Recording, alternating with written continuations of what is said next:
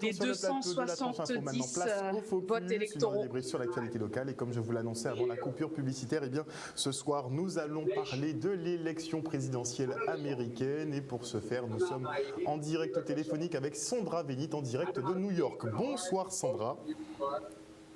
Bonsoir. Alors justement, Joe Biden est en train de prendre la parole sur les chaînes américaines. Tout à fait. Il est en train de s'adresser à la nation en essayant un peu de... Comme vous le savez, le pays est extrêmement divisé et il essaye d'avoir vraiment une position pour rassembler les gens. Par contre, il dit quand même qu'il est en bonne voie de pouvoir rassembler les 270 votes électoraux dont il a besoin pour accéder à la présidence. Donc c'est un moment très solennel. Faut pas oublier que cette nuit, vers 2h30 du matin, le président Donald Trump a annoncé sa victoire. Cette nuit, oui. Le président Donald Trump s'est déclaré vainqueur et a invectivé les États à arrêter de compter les votes dans les États, les swing states, donc Michigan, Pennsylvania, parce qu'il était en tête. Donc voilà, là le président, nous espérons le futur président des États-Unis, Joe Biden, appelle à la patience, au contrôle et au respect des institutions. Mais est-ce qu'on peut dire que cette élection est déjà pliée et que Joe Biden sera le nouveau président des États-Unis ? On ne peut pas dire ça, déjà parce qu'on ne peut pas dire que l'élection est gagnée tant que tous les votes ne sont pas votés. Ah, il faut expliquer ça à votre président, il faut expliquer ça à M. Trump. Oui, il y a encore des États où il reste énormément de votes, comme en Pennsylvanie, où je crois qu'il reste à peu près 1 million de votes à compter.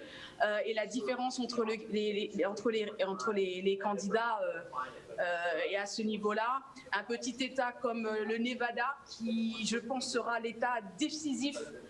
Si Biden prend le Nevada, il bloquera la route à Donald Trump et s'ouvrira la présidence. Donc ce petit État des Nevada, Biden y a une avance, mais une avance courte de seulement 7 000, 8 000 électeurs. Donc rien n'est joué, surtout avec Donald Trump qui a déjà préparé sa horde d'avocats.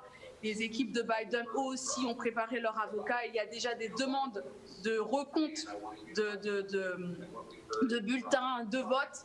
Donc rien n'est terminé. Il ne faut pas oublier par exemple que dans l'État du Wisconsin, ils ont annoncé que les votes seront vraiment déclarés, certifiés que le 1er décembre. Non, c'est pas fini. On l'avait prévu.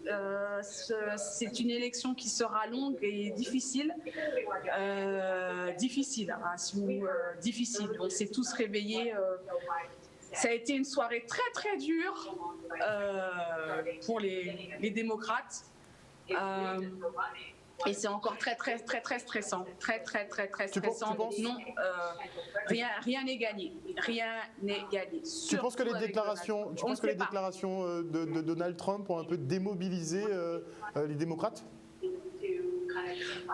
Oui, c'est ça, c'est-à-dire que c'est même pas décrédibiliser les démocrates, c'est décrédibiliser l'élection, c'est-à-dire les votes, c'est-à-dire qu'il veut qu'on arrête de compter les votes, que les votes qui arrivent ne sont pas légitimes. En fait, il avait déjà fait recours à la Supreme Court, que la Supreme Court a déjà rejeté de pouvoir compter, parce que ce qu'il voulait, c'est que les bulletins soient comptés que le jour de l'élection, que les bulletins qui arrivent ou qui doivent être comptés après le jour de l'élection ne soient pas comptabilisés. Voilà, ce qui est complètement inconstitutionnel, parce que selon les États, si votre vote a été posté a fait foi à une date de postage, je ne sais pas comment on dit ça, jusqu'au 3 novembre, même si votre vote arrive le 7, voilà, la date il doit être pris en compte. Fait quoi ? Voilà, donc ça sera compté. Donc d'où, et c'est ce qui se passe dans toutes les élections américaines, sauf que là, c'est une compétition très, on dit que les États sont compétitifs, donc les écarts sont très très faibles. Donc c'est pour ça qu'on doit vraiment attendre jusqu'à que tous les bulletins soient comptabilisés et qu'on ne se contente pas des prévisions habituelles, tout simplement. Donc pour l'instant, on est à 248 grands électeurs pour Joe Biden contre 253. 253 Oui, 253. Enfin, ma source est CNN. Il y a d'autres sources qui donnent 264. CNN a une approche un peu plus conservatrice, I would say, plus cautious, plus précautionneuse. Donc au jour d'aujourd'hui, à l'heure actuelle, il est 18h14 chez moi, 253 Biden et 213 pour Trump. En Géorgie, Donald Trump domine seulement de 57 000 voix. Et il reste encore plus de 200 000 votes à ouvrir en Géorgie. Donc vous voyez bien que rien n'est gagné, mais en tout cas c'est à l'avantage de Joe Biden, parce que c'est vrai que les démocrates sont confiants, excusez-moi. Ils pensent prendre la Pennsylvanie, ils pensent prendre la Géorgie, mais ils n'en ont pas vraiment besoin. Je pense que il faut sécuriser le Nevada. Si le Nevada est pris avec l'Arizona et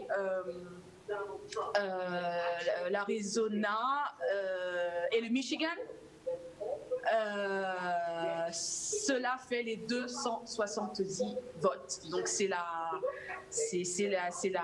recette de la présidence. Joe Biden a réussi avec le Michigan, le Wisconsin à reconstruire le Blue Wall, c'est-à-dire le nord est des États-Unis, les États que Trump avait repris à Hillary Clinton. Donc c'était le cœur de sa campagne. Pour l'instant, il sent que les efforts ont été payants. La surprise vient vraiment du Nevada, qui est vraiment l'État qui vraiment a fait basculer l'élection. Pour l'instant. Ça me donne envie d'aller voir. Que s'est-il passé en Floride donc, puisque tout le monde donnait Trump perdant au niveau de la Floride et finalement il s'est encore imposé sur cette deuxième élection? La Floride est un État complexe, de toute façon historiquement républicain, avec des minorités caribéennes contrastées, c'est-à-dire qu'il y a beaucoup de réfugiés cubains qui sont extrêmement pro-républicains, donc anti-socialistes, communistes, de par leur passé avec les réfugiés politiques de Fidel Castro, qui ont complètement bu la soupe trumpienne, je dirais, par rapport à les menaces communistes. Il y a aussi beaucoup de réfugiés vénézuéliens, enfin beaucoup d'Amérique du Sud qui viennent un peu d'États un peu sous l'influence des États-Unis. Enfin, c'est un peu compliqué. Donc, on a des hispaniques qui sont généralement républicains, tout simplement. Voilà. Donc, c'était pas finalement, il n'y a pas vraiment de surprise. C'était mitigé, mais finalement, il n'y a pas de surprise. Sur la Floride, il y a une surprise, surtout qu'en fait, il faut savoir que les démocrates gagnent en général sur toutes les grandes villes des États-Unis, c'est-à-dire partout vous avez de la mixité, des grandes villes, voilà quoi. Et puis les banlieues autour, ce sont des terres démocrates. Les républicains, ils gagnent sur les petits cantines, les petites villes, mais petites villes, puis petites villes, ça fait des gros chiffres. Donc vraiment, les républicains, c'est l'État du rural. Et voilà. Et les démocrates, c'est vraiment le côté urbain. Ce qui s'est passé, à part comme des États comme la Floride, parce que là c'est bon, et le Texas. Et puis bon, faut savoir que plus on va dans le sud, il y a quand même le passé historique de l'Amérique. Voilà, donc il y a quand même l'histoire qui fait que plus on va dans le sud, plus évidemment ça sera républicain.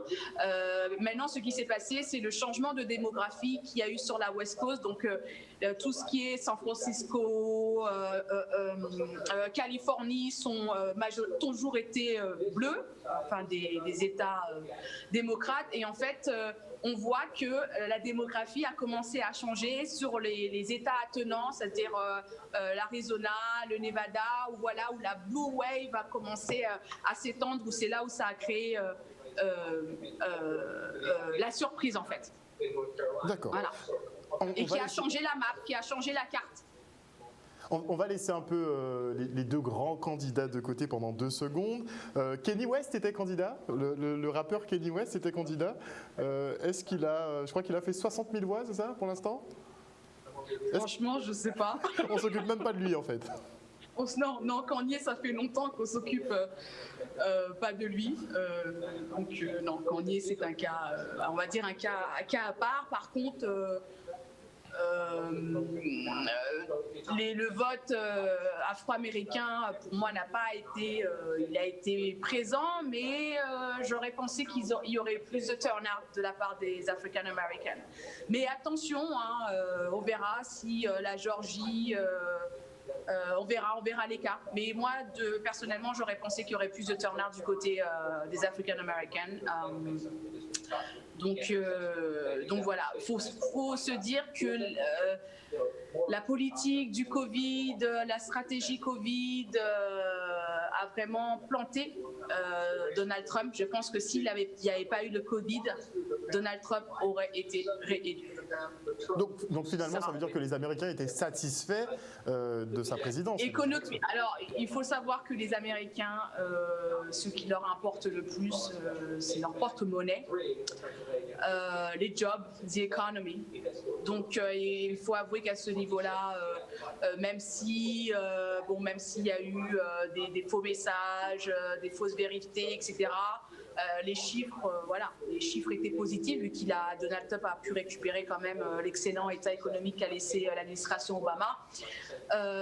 Donc ça a été positif. Il a en plus eu des mesures extrêmement bénéfiques à l'encontre des entreprises. Il a quand même baissé les taxes, par exemple corporation tax de 33% à 28%. Il a mis beaucoup, le monde des affaires a été très satisfait de sa présidence. Donc voilà, le Covid a mis arrêté tout cela, mais je pense vraiment que s'il n'y avait pas eu la pandémie, Donald Trump aurait été réélu, et la course serrée à laquelle on assiste le démontre bien. Vraiment, le Covid a fait campagne aussi en 2020, à l'avantage de Biden. Alors justement, Trump, on le connaît en tant qu'homme d'affaires, on le connaît en tant que président, on le connaît aussi pour différents buzz, mais Joe Biden, on le connaît plutôt de nom, on dit que c'est un proche des Clinton, beaucoup de rumeurs courent sur lui, notamment sur la pédophilie. Je ne sais pas si tu pourras nous éclairer là-dessus, mais qui est cet homme en fait? Qui est Joe Biden? Alors, Joe Biden, c'est un vétéran de la politique. Vous savez qu'il est au Sénat depuis plus de 37 ans. C'est vraiment un politicien de carrière, tout simplement. Il a commencé sa carrière au Sénat il y a plus de 37 ans. Voilà, donc c'est vraiment quelqu'un du service public dévoué à ses concitoyens depuis plus de 37 ans. Il faut savoir que Joe Biden, c'est quelqu'un qui est, on va dire, l'homme des compromis, qui a toujours joué le jeu des bipartisan, donc des républicains et des démocrates. Que dire encore? Avant tout, Joe Biden est un homme extrêmement humain qui a eu beaucoup de tragédies dans sa vie. Il a perdu sa première femme et une de ses filles dans un accident tragique de voiture. Il y avait sa femme et ses 3 enfants dans la voiture, et sa première femme est décédée, ainsi que sa petite fille de 2 ans. Les deux rescapés étaient ces 2 garçons qui à l'époque avaient 5 et 7 ans et qui ont eu les os brisés. Donc il a eu des tragédies extrêmement lourdes dans sa vie. Et récemment, l'année dernière, un de ses fils, Beau, est décédé d'une tumeur au cerveau incurable. Et d'ailleurs, ce jeune homme beau, qui avait une trentaine, je crois, trentaine d'années, avait combattu en Irak et a été promis aussi à une belle carrière politique. Donc c'est quelqu'un qui a été vraiment frappé par le destin au niveau familial, qui a toujours été quelqu'un qui était au service de son pays, qui aimait des républicains et des démocrates, donc vraiment le sens de compromis. Faut savoir que toutes les histoires qu'il y a eu sur son fils ne sont pas du tout avérées. Ça fait vraiment partie des conspirations, du monde de Trump, quoi. Voilà, rien n'a été prouvé, comme bien de plein d'histoires que Trump a sorties sur la famille de Joe Biden. Voilà, donc un homme bien et qui, je pense, s'est sacrifié, il ne voulait pas revenir à la présidence. C'est quelqu'un qui est assez âgé, on le voit quand même, qu'il est âgé, et il est vraiment revenu parce qu'en fait, il n'avait pas le choix. Les candidats démocrates, si ça n'avait pas été Joe Biden, il n'y avait pas de candidat qui aurait pu faire face à Trump. Il y a un gros déficit au niveau des candidats du côté démocrate. Je pense encore qu'il y a un problème au niveau du Parti démocrate. À travers cette élection-là, on voit vraiment quel tour de force a été l'élection de Barack Obama, qui a vraiment pu retourner la carte électorale des États-Unis de façon spectaculaire, et qu'on voit aujourd'hui à quel point il est dur de faire l'unanimité sur cet État-continent. Donc voilà, donc on espère de tout cœur que l'issue sera positive, parce que je vous le dis, on en a besoin. C'est dur. Nouvelle. On a besoin de Biden. Je ne parle pas au niveau économie, parce que l'Amérique en général est un pays qui ne compte que sur lui-même. Moi, ça fait 14 ans que je suis là. J'ai fait 2 élections d'Obama, l'élection de Donald Trump et maintenant celle-ci. J'ai vu la crise de 2008. J'ai vu des Américains se faire licencier allègrement, sans remords, sans amertume. Prendre des travails alimentaires, faire 2-3 jobs, payer les factures, rebondir. C'est un pays extrêmement dynamique qui de toute façon est basé sur le travail. Donc l'économie, elle dépend de chaque Américain. Donc c'est pour ça que ça ira toujours. Par contre, au niveau du moral, comment dirais-je, de la cohésion sociale, des inégalités, du healthcare, parce que c'est vraiment une tragédie qu'aux États-Unis que la couverture sociale soit vraiment un luxe. C'est là où il y a des gros progrès à faire dans ce pays, et on espère vraiment que Joe Biden pourra continuer à faire ce que Obama a commencé. Malheureusement, même s'il gagne l'élection présidentielle, le Sénat reste encore aux mains des républicains, ceux qui annoncent encore une danse perpétuelle de veto, voilà quoi. Donc c'est compliqué, donc on attendra dans 2 ans pour encore avoir comme l'équivalent des législatives, pour voir si on peut flip the Senate again. C'est laborieux ici. Donc même s'il est élu, pas forcément de modifications profondes aux États-Unis tout de suite, patienter pendant 2 ans. Est-ce que le climat est assez tendu aussi par rapport au Covid ? Alors moi, j'avoue, je vis dans une bulle. Je vis à New York, donc un État démocrate qui a été fortement démocrate, qui a été fortement touché par le Covid à la première vague. Je rappelle qu'on a eu plus de 35 000 morts. On a répondu, notre gouverneur Andrew Cuomo a fait vraiment fait preuve d'extrême fermeté. J'ai encore une petite dépression encore à mon actif sur mes 3 mois et demi de confinement. Donc je peux vous dire que c'était dur, et c'est pas un confinement, je vais pas dire à la française. On s'entend, on a bien compris. On s'entend, c'est du vrai confinement. Mais par contre, il faut savoir que les États-Unis sont vraiment extrêmement touchés par le Covid. On est à plus de 230 000 morts. J'ai beaucoup d'amis autour de moi qui ont perdu leurs parents ou deux parents. C'est extrêmement difficile. Par contre, sur New York, c'est quelque chose que l'on maîtrise. Les gestes barrières sont respectés. Il y a tout le monde, le monde du spectacle, etc. Et c'est fermé. Broadway est fermé. Il n'y a plus, tous les matchs, s'il y a des matchs, ça se déroule en huis clos. Il n'y a plus de manifestations.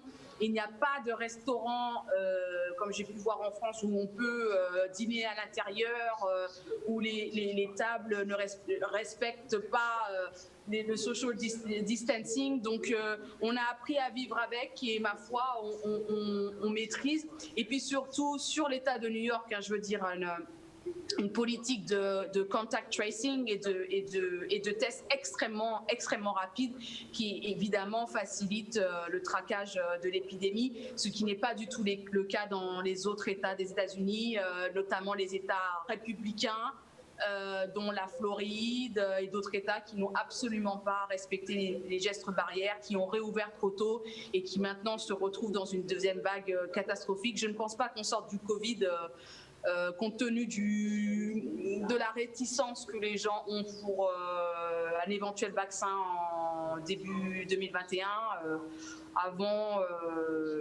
l'été 2021, franchement. Voilà. Effectivement, le premier devrait sortir d'ici janvier. Sanofi, lui, essaie de placer son vaccin d'ici mai 2021. Ouais.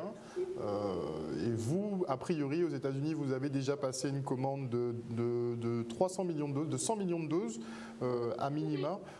A priori, la vaccination aura lieu, dans tous les cas.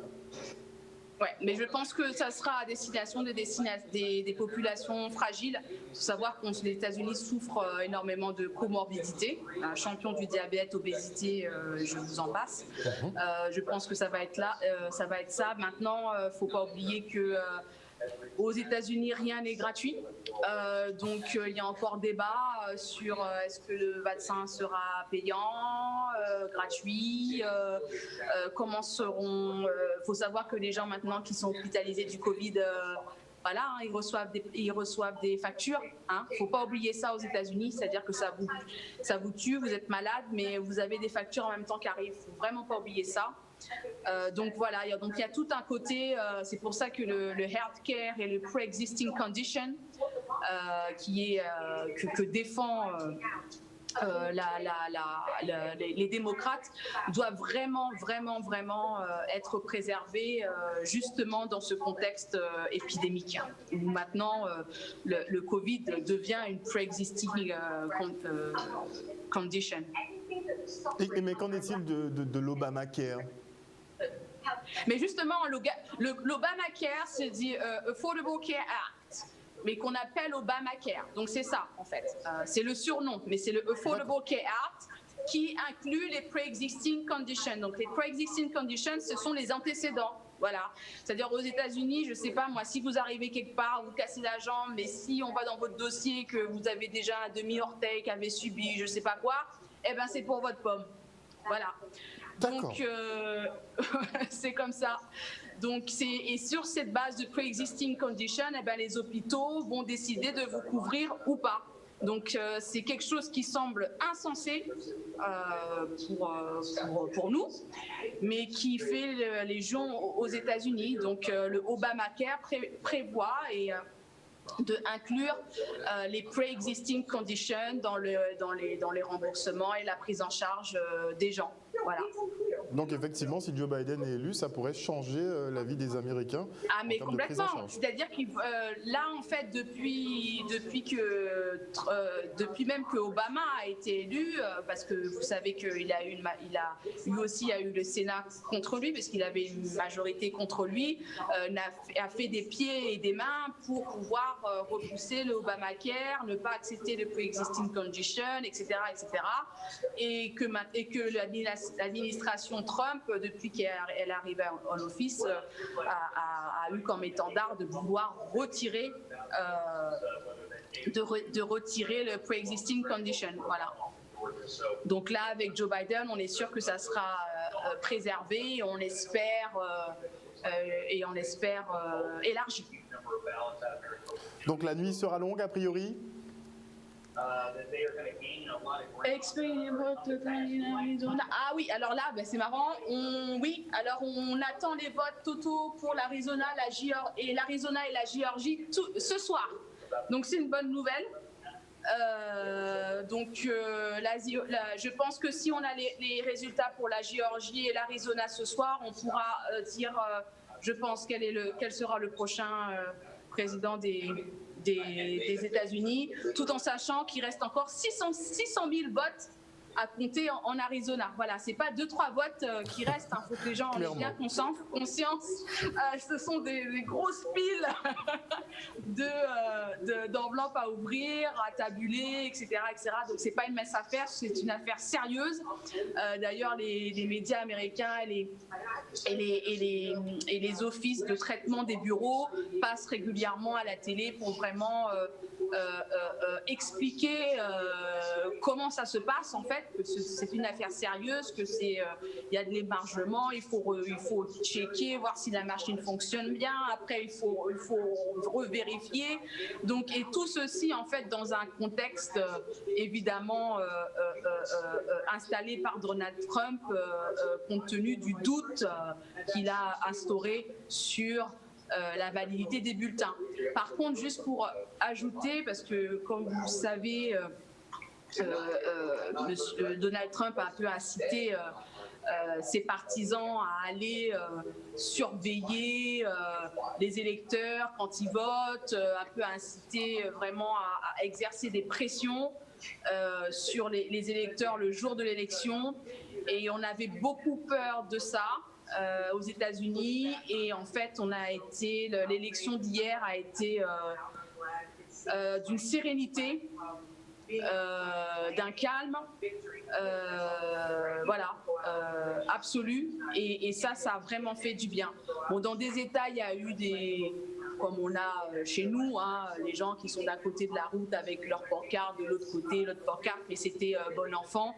Mais il n'y a pas eu du tout de violence ou autre chose de ce genre. Donc ça a déjà été un bon signe, quoi. Donc là maintenant, ça a permis, le jour de l'élection qui a été assez calme, a permis de calmer le jeu. Maintenant, je pense que ceci est entre les mains des avocats. Voilà. Justement, 2 hordes d'avocats qui sont prêts justement à s'affronter au terme de l'élection. Mais pourquoi effectivement Donald Trump focalise sur les votes par correspondance? Alors, attendez, je veux juste baisser le son de ma télé et te demander de répéter la question. Justement, mais pourquoi Donald Trump est focalisé sur les votes par correspondance? Est-ce que ça garantit finalement une victoire de Biden? Parce que historiquement, les républicains votent sur place le jour de l'élection et que les démocrates votent par correspondance. C'est comme ça, c'est un fait culturel. Et en fait, quand on vote par correspondance, on demande son bulletin. Donc, on request son bulletin, mais on request le bulletin sur lequel on va voter. Donc, on request un Democratic ballot ou un Republican, un ballot républicain. Donc, c'est pour ça que Donald Trump est fortement opposé au vote par correspondance, parce qu'il sait que par définition, ce sont des votes en extrême majorité, ce sont des votes démocrates qui arrivent. Voilà. Donc tout est parti de là, c'est-à-dire dès le début, discréditer la poste, discréditer le vote par correspondance, discréditer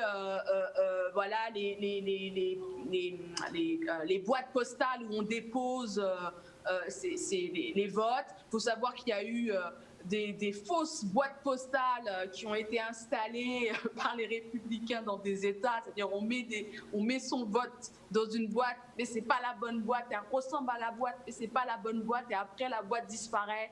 Ça a été vraiment une élection extraordinaire. Franchement, j'ai hâte que ça s'arrête. Mais voilà, donc pourquoi un acharnement sur les mail-in ballots? C'est parce qu'ils sont historiquement démocrates. D'accord. Alors, on sait que justement le peuple américain adore célébrer au terme de l'élection. Tu penses que ça va se passer comment, puisque bon, il y a Covid? Non, mais là, on va pas célébrer, là, on va aller se coucher, hein, moi, je vous le dis. Non, 4 years, 4 ans de Donald Trump. Je sais pas, il faut le vivre, il faut le vivre, il faut le vivre. C'est tous les jours des tweets, des histoires, des films, des conspirations, des. Mais est-ce que finalement, c'était pas intéressant Est-ce que c'était pas intéressant d'avoir un président, je dirais pas illuminé, mais un président original, on va dire, très original. Non, mais c'est pas original. Alors attention, il faut savoir que même si pour l'étranger, il paraît un peu original, Donald Trump a vraiment affaibli, on va dire, les droits des femmes. Hein. Il a fait passer des lois, il a assis une ribambelle de juges républicains, pas forcément compétents, on fait passer des lois anti-avortement. Là, la dernière juge, il faut savoir que maintenant, je crois qu'il y a 7 juges sur 10 qui sont républicains à la Cour suprême. C'est extraordinaire. Et ces juges sont nommés à vie et statuent vraiment au plus haut niveau. Au plus haut niveau. Donc, Donald Trump a vraiment participé à la legacy, comment on dit ça, l'héritage. Voilà, à l'héritage pour des générations aux républicains. Ils peuvent vraiment le remercier, hein, parce qu'il a fait, au niveau de la loi, il a vraiment poussé à fond l'agenda républicain. Voilà. Donc nous, on a. Pour les États-Unis, les Américains avaient plus honte, c'est plus sur la scène internationale. Hein. Vous savez que Donald Trump a vraiment eu des relations plus que musclées avec l'Europe, des affinités avec la Russie. Il y a un gros problème avec, je ne vais pas dire que c'est un problème, mais il y a un gros axe Israël. Qui a été fortement développé, a été largement développé lors de l'administration Trump. Hein. Je vous rappelle que l'ambassade a été déplacée à Jérusalem. Donc voilà, quoi. Il y a eu des négociations avec l'Arabie Saoudite, etc. Il y a vraiment un axe la Corée aussi, israélien, et puis contre l'Iran. Il y a des choses vraiment qui se sont vraiment installées pendant ces 4 ans. Ça va être très très dur de défaire ça. Donc non, je pense que Trump a vraiment affaibli, a renforcé la Chine et la Russie. Et si nous avons encore 4 années de Trump, je pense vraiment que au niveau mondial, géopolitique, l'Amérique aurait vraiment perdu énormément au niveau de son pouvoir, en fait, au niveau géopolitique et décisionnaire sur le monde entier, et ça a vraiment renforcé la Russie et la Chine. Donc voilà, est-ce que ce ne sera pas irréversible, justement? Est-ce que les effets ne seront pas irréversibles? Je pense qu'avec Biden, qui est quand même a été vice-président, hein, et qui derrière, il y a quand même une grosse équipe. Je pense que de toute façon, même avec la politique d'Obama n'était pas. Il faut savoir qu'on sortait de la crise, on n'était pas vraiment porté sur l'extérieur, on était plus sur l'intérieur. Maintenant, je pense qu'il va falloir juste revenir à la normale, voilà. Au niveau des relations bilatérales, dans un premier temps, c'est-à-dire voilà, je veux dire, arrêter justement les relations bilatérales et revenir plus dans un contexte unilatéral avec les institutions United Nations, NATO, voilà quoi, les choses un peu comme ça, au lieu d'aller cavalier seul. Ouais, c'est un peu compliqué. J'essaie un peu de voir tout ce que nous a fait Trump pendant ces 4 dernières années. J'en perds le fil tellement il y a eu de choses invraisemblables qui se sont passées pendant ces 4 ans. Mais ce n'est pas fini. Il ne faut pas jeter la peau de l'ours avant de l'avoir tué. Ce n'est pas fini. Est-ce que vous avez un calendrier, avant de se quitter, est-ce que vous avez un calendrier justement pour la gestion Covid, qu'on compare un peu avec notre situation? Alors, il n'y a absolument, mais vous savez pas, mais non, mais we're rounding the corner. You know, COVID is gone. Il n'y a pas de Covid aux États-Unis. Hein? C'est ce que dit notre président. Hein? On est en train de sortir de la crise. Non, il y a les agendas sont au niveau des États, voilà. Mais au niveau fédéral, il n'y a rien. Voilà, c'est tout. Rien du tout. Ok. Parce que chaque État doit décider en fait de sa politique. Les pressions sont mises par les gouverneurs, par les États. Il y a une gestion au niveau des États, mais au niveau fédéral, il y a vraiment rien. Il n'y a pas de mandate, il n'y a pas d'obligation comme il y a en France de porter le masque. Il n'y a toujours pas ça après 230 000 morts. Okay. Non, mais il y a des choses qui sont extraordinaires. Donc non, c'est pour ça qu'on a besoin d'unifier la stratégie Covid pour s'en sortir. En fait, ce qui a tué les États-Unis, c'est que les choses ne se sont pas faites en même temps. Voilà. S'il y avait eu un max mandate en même temps et que tous les États avaient appliqué les gestes barrières en même temps, ben, il n'y aurait pas eu ces espèces de vagues, cette contamination d'État en État qui a fait boule de neige et qui fait qu'on est là aujourd'hui et que maintenant à New York on se sent un peu comme une bulle et que tous les personnes qui viennent d'un autre État, on leur impose des quatorzaines de 15 jours. Ouais, des quatorzaines, donc j'ai pas besoin de dire quatorzaine de 15 jours. Ok, j'ai compris. C'est un pléonasme, je crois, si je me réfère à un mot français. Donc, c'est compliqué. En tout cas, merci beaucoup Sandra de nous avoir éclairé justement sur cette élection américaine qui semble passionnante, mais en tout cas très fatigante. Voilà. On va essayer de voir... Un petit mot, oui. En Pennsylvanie, il reste encore 1,1 million de votes qui n'ont pas été comptés. Bon, on est là pour demain. Concrètement, voilà. On aura les résultats demain dans la matinée. Demain. Mais pour l'instant, ça s'annonce bien pour Biden. Regardez bien l'état du Nevada. Je pense que c'est l'état clé. À surveiller maintenant. Je sais pas, j'ai pas vu, c'est pas encore, ils n'ont pas encore code le Nevada. On l'a pas encore dans le bag, comme on dit, on l'a pas encore dans le sac. Mais je pense que le Nevada, l'état du Nevada est celui qui va bloquer la route à Trump. Donc si Biden prend le Nevada, les démocrates seront en bonne voie pour remporter la présidentielle. Donc, mais 1 million de voix à compter à Pennsylvanie. Les démocrates veulent rétablir le Blue Wall. Donc on verra s'ils vont réussir. Mais franchement, je pense qu'avec les 270 electoral votes, les Américains seront contents et les résidents américains comme je suis seront contents aussi. It's enough. Et on est d'accord que ce sont les votes des grands électeurs qui comptent le plus dans cette élection. Complètement. Ben oui, Hillary Clinton avait gagné le popular vote et avait perdu le vote électoral. Donc ce qui compte, ce n'est pas le vote populaire, parce que ce n'est pas un suffrage universel. Contrairement en France par exemple, c'est les grands électeurs. Donc c'est vraiment une vraie stratégie. Et donc en fait tout ça, vraiment, les grands électeurs ont été faits de sorte que les petits États en fait ne soient pas noyés dans les grands États. Enfin tout ça a été fait pour essayer de garder une espèce d'équité entre les États, mais bon. Maintenant que les démographies changent, que le pays change, on trouve que cette notion de vote électoral ne correspond plus vraiment à l'Amérique d'aujourd'hui, mais et bénéficie beaucoup aux républicains, par exemple. Mais bon, ça, on aura...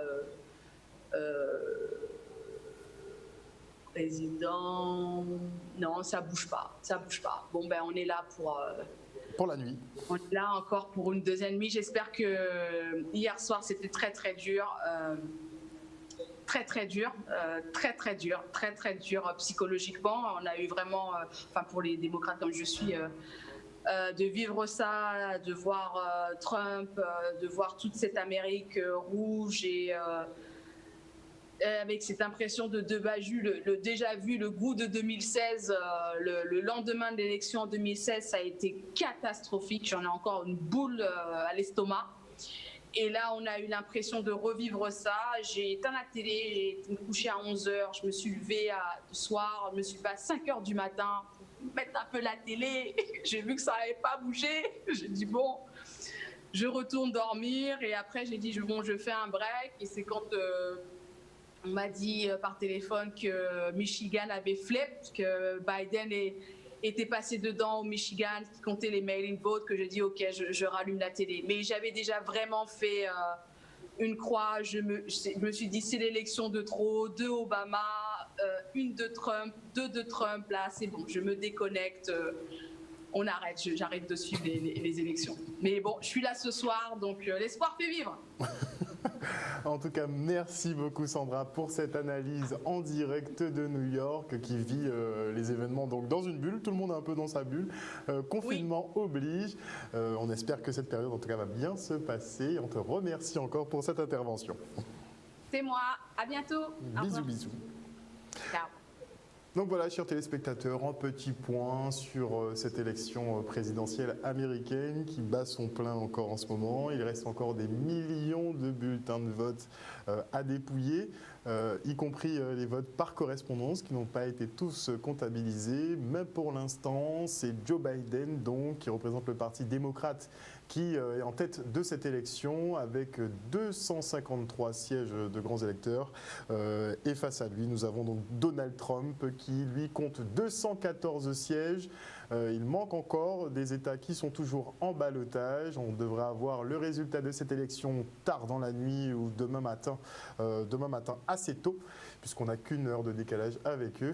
En tout cas, on aura le résultat à 20h30. Vous retrouverez Danick Zandronis pour une édition spéciale américaine. Là, ce sera vraiment une analyse politicienne, vraiment.